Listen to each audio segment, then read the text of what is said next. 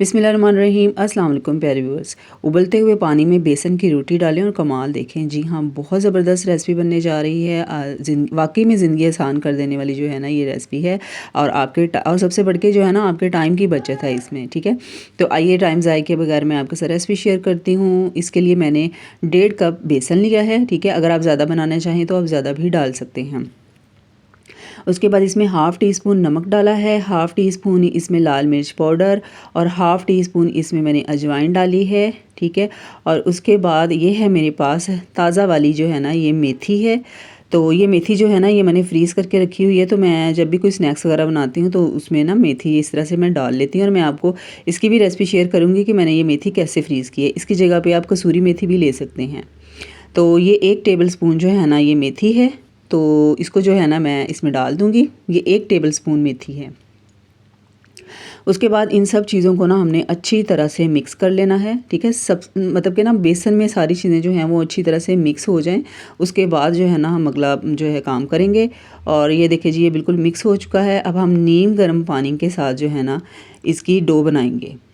यानी कि ये हमने ना एक नॉर्मल जो है ना मतलब आटा इसका गूंदना है हमने। ठीक है, और बिल्कुल ज़्यादा हार्ड भी नहीं होना चाहिए और ज़्यादा सॉफ्ट भी नहीं। ये देखिए इस फॉर्म में हमें चाहिए ये। ठीक है, ये बना के मैंने ना 10 मिनट के लिए जो है इसको रख दिया था।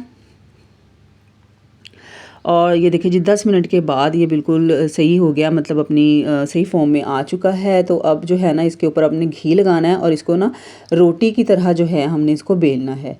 ख्याल रखना है यहाँ पे आपने घी ही लगाना है। ठीक है, और ड्राई मतलब बेसन वगैरह के साथ इसकी रोटी ना बनाइएगा, वरना ये नीचे से चिपक के टूट जाएगी।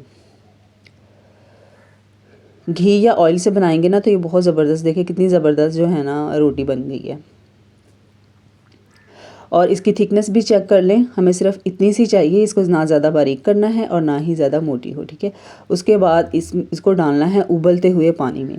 ये पानी बिल्कुल उबलता हुआ होना चाहिए। ठीक है, अगर आप मतलब ठंडे पानी में या नीम गर्म पानी में डालेंगे ना तो रोटी जो है ना जो हमें चीज़ चाहिए ना वैसी ये नहीं बनेगी। तो ये देखिए ये पक के जो है ना ये ऊपर आ चुकी है। इसको हिलाना बिल्कुल भी नहीं है। ठीक है, वरना ये टूट जाएगी। और अगर हल्की फुल्की सी दरमियान से ये टूट भी जाती है ना तो ये टेंशन नहीं लेनी है आपने। और इसको 3 मिनट तक जो है ना मुसलसल आपने पकाना है, इसको पकने देना है। उसके बाद इसको हमने ना निकाल लेना है और इस तरह से ना इसकी कटिंग कर लेनी है। जब रोटी को हम पानी से निकालेंगे ना तो इसको थोड़ी देर के लिए जो है ना हमने ठंडा होने के लिए रख देना है। आप किसी भी रोटी वाले रुमाल के ऊपर इसको रख दीजिएगा, ताकि जितना भी पानी इस रोटी के ऊपर लगा होगा ना वो सारा जो है वो खुश्क हो जाएगा। और उसके बाद ये देखिए मैंने आपको पिज़्ज़ा कटर के साथ भी कटिंग करके दिखा दी है, ये नाइफ़ के साथ भी कटिंग कर रही हूँ। बहुत आराम से इजीली जो है ना हमने इसकी क्यूब कटिंग कर लेनी है इन रोटियों की। और उसके बाद ये देखिए, और उसके बाद ना हमने मसाला तैयार करना है। ये क्यूब कटिंग में मैंने ना एक प्याज जो है ना बड़े साइज़ का वो कटिंग कर लिया। इसको हमने ना घी में फ्राई करना है और 2 से 3 मिनट फ्राई करने के बाद इसमें लहसुन अदरक का पेस्ट डाल देंगे। इनको भी हम उतनी देर तक पकाएंगे जब तक ये लाइट सा गोल्डन कलर आ जाए। और उसके बाद इसमें टमाटर और हरी मिर्चें डाल देंगे। ये 1 टमाटर है बड़े साइज़ का और 4 से 5 हरी मिर्चें हैं। और ये मसाले हैं, पिसा हुआ धनिया है, हल्दी है, लाल मिर्च पाउडर है, नमक है और ये ज़ीरा है। ठीक है, ये आप अपने टेस्ट के हिसाब से इसमें डाल लीजिएगा, जितने भी आपको मसाले जो है ना वो पसंद हैं। कोशिश कीजिएगा इसमें थोड़ा सा कम ही डालिएगा, क्योंकि हमने जो आटा गूंदा था ना उसमें भी मसाले डाले हैं। तो आप अगर ज़्यादा स्पाइसी खाना चाहते हैं तो आप इसमें ज़्यादा भी डाल सकते हैं। अच्छा, यहाँ पे ये जो है ना मेरे पास से दही और दही का पानी मिक्स पड़ा हुआ था, तो ये मैंने इसमें डाल दिया। अगर आप अकेली दही डालना चाहते हैं तो आप दही भी डाल सकते हैं। इससे जो है ना मसाला बहुत मज़े का और ज़बरदस्त हो जाएगा। उसके बाद मैंने उसको अच्छी तरह से भून लिया था। जब पानी बिल्कुल खुश्क हो गया उसके बाद ये हमने जो बेसन की जो है ना टिकड़ियाँ सी बनाई हैं ना ये इसमें डाल देनी है। बेसिकली जो है ना इसको कहते हैं बेसन की खंडियाँ। ठीक है, तो अक्सर लोग जो है ना गोल वाली भी बनाते हैं, तो वो इतनी मेहनत इतना टाइम उस पर लगता है। तो ये बेहतरीन तरीका है बनाने का, ज़बरदस्त और बहुत मज़ेदार सी रेसिपी है। आप इस तरीके से बनाएंगे ना तो इंशाल्लाह आपको ज़रूर पसंद आएगी।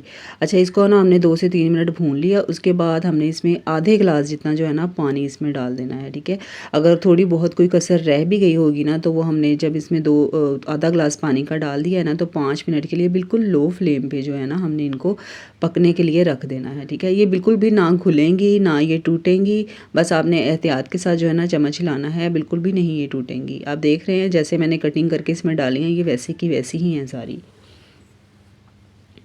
और लाज़मी ये रेसिपी ट्राई कीजिएगा, मुझे पूरी उम्मीद है ये ज़रूर आपको पसंद आएगी और सबके साथ शेयर भी कीजिएगा। और 5 मिनट के बाद ये देखिए जी हमारा सालन बिल्कुल तैयार हो चुका है। ग्रेवी हमने जितनी हमें चाहिए थी उतनी तैयार हो गई। इसके ऊपर गरम मसाला डालें, हरा धनिया डाल लें, ठीक है, अच्छी तरह से मिक्स कर लें और हमारा खूबसूरत सा सालन जो है ये तैयार हो चुका है। मुझे पूरी उम्मीद है आपको ये रेसिपी ना ज़रूर पसंद आएगी और पसंद आए तो अपनी मोहब्बत का इजहार जो है ना वो कमेंट के ज़रिए कीजिएगा और चैनल को जो है सब्सक्राइब कीजिएगा, बेल नोटिफिकेशन ऑन कीजिएगा। इंशाल्लाह ऐसी ही बहुत ही ज़बरदस्त सी रेसिपीज़ लेके आपके लिए हाज़िर होंगी। बाकी अपना ख्याल रखिएगा। अल्लाह हाफ़िज़।